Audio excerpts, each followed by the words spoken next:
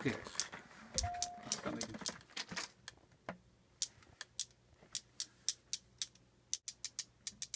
And then the other one is just like, this one's actually not doing it.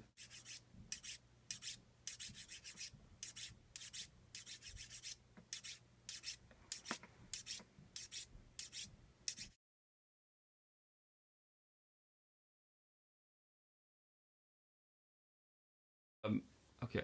All right. So I am here again with the audio engineers. After I played some utensils with these guys, they recorded it. This is Pat Scherer, and this is Alex Good. What? Good Cherney. Cherney, yeah. The good is added because he's good at what he does. It's a hyphen. Yeah, hyphen, exactly.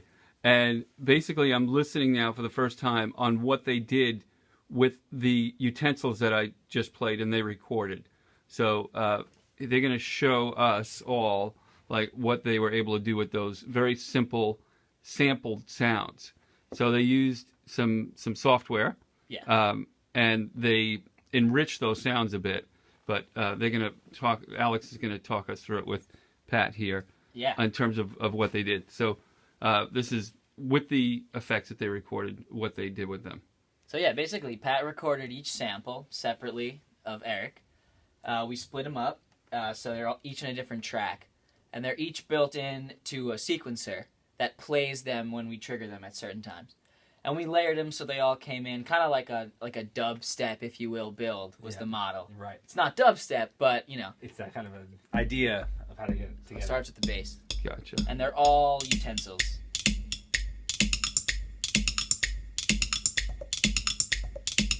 That sounds amazing. That popping is a spoon, against my mouth. Yep. And then the clicking is chopsticks, and then spoons. Yep. And then in this groove here, there's forks being tuned together. There's the trongs actually being closed.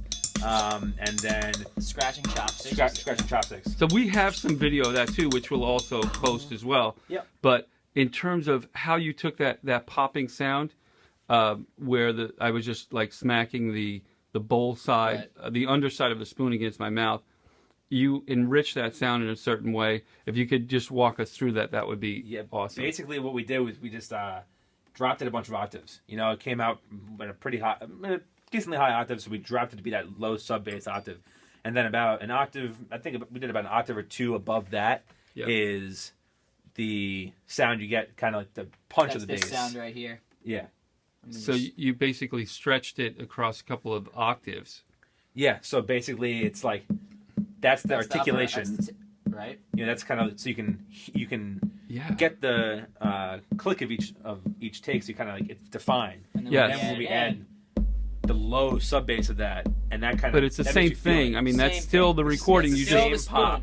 It's still just took a different octave of it and added it in there. Exactly. Wow. That just you may not be getting this in the recording, but it is shaking the whole place.